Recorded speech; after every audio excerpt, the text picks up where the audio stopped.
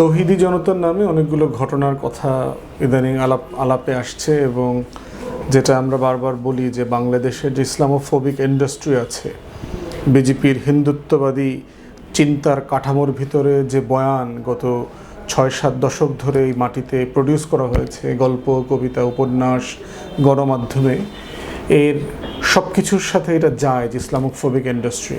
এবং দেখেন বয়ানটা কীভাবে ছড়ানো হচ্ছে।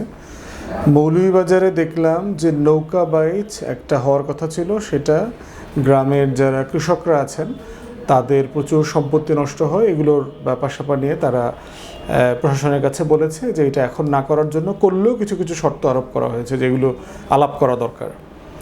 এবং কী কী শর্ত, ধরেন ওইখানে একটা মিটিং হয়েছে এলাকার যারা গণ্যমান্য ওই গ্রামের মানুষ, এলাকাবাসী নিয়ে, যে ওই সময়টাতে ধান টান বড় হয়ে যাবে, ধান খেতে দুই পাশে হাজার হাজার মানুষ আসবার কারণে ধান ক্ষেত নষ্ট হয়ে যাবে, রাস্তাঘাটের অবস্থা ভালো না, কাঁচা রাস্তা ভেঙে যাবে এবং ক্ষেতের মধ্যে চলে যাবে, খুবই খারাপ অবস্থা, একটা ক্যাওটিক সিচুয়েশন তৈরি হবে। তো এইটাকে অ্যাড্রেস না করে যেটা করা হচ্ছে, যে আলোচনা হলো এইটাকে আপাতত সাসপেন্ড করে আর একটা ডেটে নেওয়া যায় কি না, যখন খেতে ফসল থাকবে না, এই আলোচনাটা ঢাকাতে আসতে আসতে বয়ানের ইন্ডাস্ট্রিতে ঢুকে গেল। এবং বয়ানের ইন্ডাস্ট্রিতে গেল কিভাবে, যে মৌলবাদীরা নৌকা বাইচ বন্ধ করে দিয়েছে, তৌহিদি জনতা। ইভেন আমার নামে একটা কার্ড দেখলাম যে আমি নাকি বলছি যে নৌকা বাইচ হচ্ছে কলকাতার সংস্কৃতি, অতএব এখানে কোনো নৌকা বাইচ হইতে দেওয়া হবে না। অথচ এই ধরনের কোনো কথাই বলি না, এই বিষয়ে আমি কোনো কথা আলাপই তুলি নেই। আমার নামে এটা ফটো কার্ড দিয়ে অলরেডি চলছে। তাহলে একটা সিম্পল ঘটনা দেখেন কি হতে পারতো, কি বলা যেত। ইভেন একমাত্র অনুষঙ্গ হচ্ছে ওখানে প্রশাসন, স্থানীয় গণ্যমান্য ব্যক্তি, এলাকাবাসীকে নিয়ে যে মিটিংটা হয়েছে, এই মিটিংটা হয়েছে একটা মসজিদের উঠানে, একটা ভেন্যু আকারে, সিম্পলি একটা বড় জায়গায় মিটিংটা হয়েছে। এইটাকে কেন্দ্র করে তৌহিদি জনতার ব্যানারে এই নিউজটা আসছে।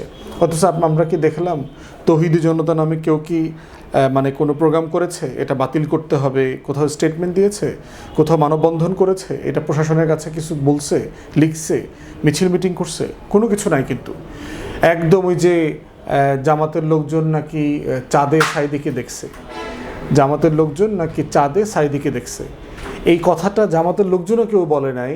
একজন ডিবিসি অথবা ৭১-এর সাংবাদিক এই কথাটা বলে জামাতের ঘাড়ের উপরে চাপায়ে এখন টকশোতে জামাতেদেরকে জিজ্ঞেস করতেছে, জামাতের লোকজন আপনারা চাঁদে সাইদিকে দেখছেন কিনা। মানে ঠিক একইভাবে একটা ঘটনা যার সাথে তৌহিদি জনতার কোনো সম্পর্ক নাই, ধর্মকর্মের কোনো সম্পর্ক নাই, একান্ত একটা লোকাল ইস্যু, লোকাল ইন্টারেস্ট, ঢাকাতে এসে টিপিক্যাল একটা বয়ানের পলিটিক্সে চলে গেল। দ্বিতীয়ত দেখেন মাদ্রাসায় ধর্ষণ। বেশ কয়েকটা পত্রিকা, কয়েকটা মানবাধিকার সংগঠনের রেফারেন্সে বলল যে বাংলাদেশে ধর্ষণের শিক্ষা প্রতিষ্ঠানে সবচেয়ে বেশি ধর্ষণ হয় মাদ্রাসায়। কিসের ভিত্তিতে বলল এবং কারা বলছে? সুলতানা কামাল এবং আওয়ামী ঘরানার যে পরিচিত দিল্লির গোলাম এবং গত ২০ বছর ফ্যাসিবাদের জন্য, ফ্যাসিবাদের পক্ষে যারা বয়ান উৎপাদন করেছেন, একটা সত্য কথা বলেন নাই, এই মানুষগুলোর তৈরি করা মানবাধিকার সংগঠন।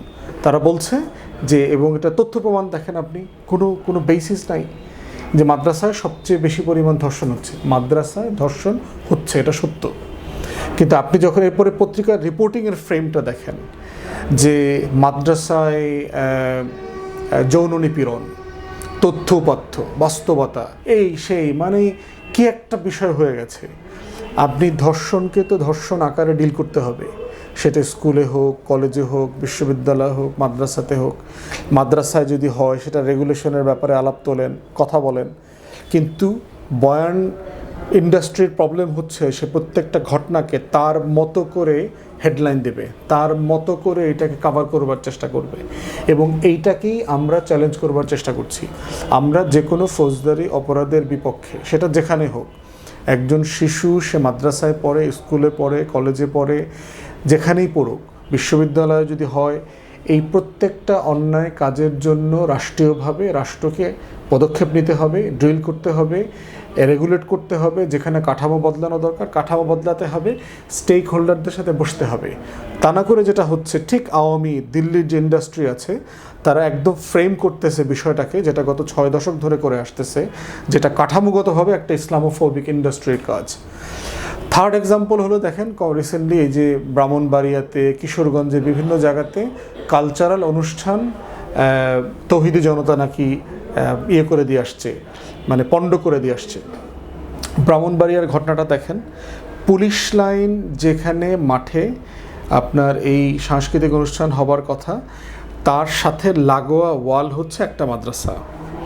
বাংলাদেশের আইনে বলে দেয়া আছে 9টার পর থেকে রাত গণ্য করা হবে এবং 11টা পর্যন্ত সর্বোচ্চ একটা সীমিত 40 ডেসিবেলের ভিতরে শব্দ দূষণ অ্যালাউড, তারপরে আর করা যাবে না। সকালে পরীক্ষা ছিল, মাদ্রাসার ছেলেরা এসে পুলিশ লাইন্সে কর্মকর্তাদেরকে বলে গেছে যে আমাদের কষ্ট হচ্ছে, আপনারা সাউন্ড কমান, আমরা পড়ালেখা করতে পারছি না, কালকে পরীক্ষা আছে। এরপরে যখন এটা অল্প একটু কমিয়েছে, আধা ঘন্টার ভিতরে আবার বাড়ায় দিছে। ছেলেপেলে এরপরে তো ক্ষিপ্ত হয়ে গেছে। এখন তৌহিদি জনতার কারণে প্রোগ্রাম হয় নাই। এখন দেখেন প্রোগ্রামটা চলার আগেই কি তৌহিদি জনতা এখানে অ্যাটাক করেছে, না আপনি তাকে আসলে উস্কানি দিয়েছেন? পুলিশ লাইন্সের লোকজন জানার কথা ছিল না যে মাদ্রাসার ওয়াল ঘেঁষে প্রোগ্রামটা আমি করবো কিনা? একটা সেন্সিটিভিটির বিষয় আছে না এখানে? আপনি কাজটা এখানে না করে অন্য দূরবর্তী একটা জায়গাতে করেন, একটা আইসোলেটেড জায়গায় করেন, একটা ইনডোরের প্রোগ্রামে করেন। রাত 2টা পর্যন্ত সেখানে কনসার্ট চলতেছে, তো ছেলেপেলে ক্ষিপ্ত হয়েছে। ক্ষিপ্ত হয়ে এসে তারপরে এই অনাচিত ঘটনাগুলো ঘটেছে। এর মানে কি কালচার বন্ধ করে দিতে হবে, গান বন্ধ করে দিতে হবে? হুজুররা কোথাও বলছে গান বাজনা হুজুররা চায় না, তাহলে বড় বড় কনসার্ট কিভাবে হইতেছে? জুলাইয়ে সব দল, বড় বড় দল কনসার্ট করছে, বিএনপি করছে, এনসিপি করছে, কোন কনসার্ট হুজুররা ভেঙে দিছে? কোনোটাতে ভাঙে নাই। তাহলে আবার একই রকম বয়ান দেখেন মাজার ভাঙার ক্ষেত্রে বলা হচ্ছে, কোন তদন্ত নাই, কে ভাঙতেছে, কেন ভাঙতেছে?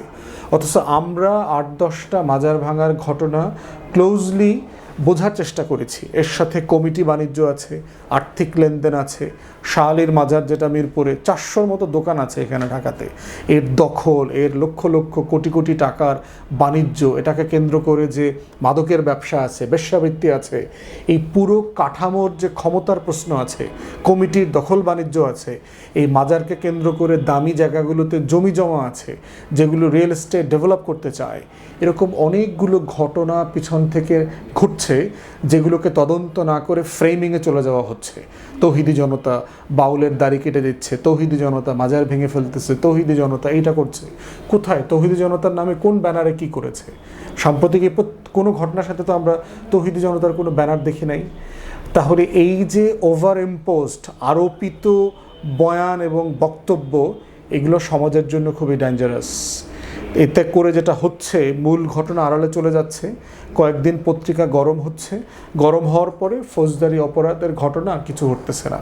এই জন্য প্রত্যেকটা ঘটনাকে যদি ফৌজদারি অপরাধ আকারে ডিল না করা হয়, তাহলে বয়ানের পলিটিক্সে গ্রুপিং বাড়বে, হস্টিলিটি বাড়বে, এক গ্রুপের সাথে আরেক গ্রুপের দূরত্ব তৈরি হবে এবং সমাজে বিশৃঙ্খলা তৈরি হবে। এতে লাভ হচ্ছে কার? যারা বাংলাদেশকে অস্থিতিশীল দেখতে চায়, যারা বাংলাদেশে বিভিন্ন দুরভিসন্ধিমূলক কাজ করতে চায়, বাংলাদেশে অস্থির রেখে তার স্বার্থ হাসিল করতে চায়। আমরা মনে করি এই কাজগুলো সুন্দর না। বাংলাদেশের গণমাধ্যমকে বলবো যে আপনারা আপনাদের জাতীয় দায়িত্ব পালন করছেন না। আপনারা এখনও আওয়ামী ফ্যাসিবাদের, আওয়ামী যে কালচারাল ফ্যাসিবাদী গোষ্ঠী আছে তাদেরকে বয়ানের মাধ্যমে লালন পালন করছেন। এটা করে দেশের কোনো লাভ হচ্ছে না, কল্যাণ হচ্ছে না। বরং কেন আপনারা এই বিষয়গুলো নিয়ে ওলামায়ে কেরামদের সাথে রাউন্ড টেবিল করছেন না? আপনারা বড় বড় পত্রিকা তো বিশিষ্ট হাম বিশেষজ্ঞদেরকে ডাইকা আপনাদের বড় বড় বিল্ডিংয়ে টাউট বাটপারি ক্লাউন আলোচনা করেন, রাউন্ড টেবিল এদেরকে নিয়ে করছেন না কেন? আপনি প্রত্যেকটা বিষয় নিয়ে ওলামায়ে কেরামদেরকে নিয়ে বসেন না, রিকনসিলিয়েশন মিটিং হোক, আলোচনা হোক, কেন হচ্ছে, কেন হচ্ছে না, কেন করতে পারবো না। আপনি এই যে কালচারাল অঙ্গন এবং ওলামায়ে কেরামদের ভিতরে দূরত্বটাকে উস্কাচ্ছেন কেন?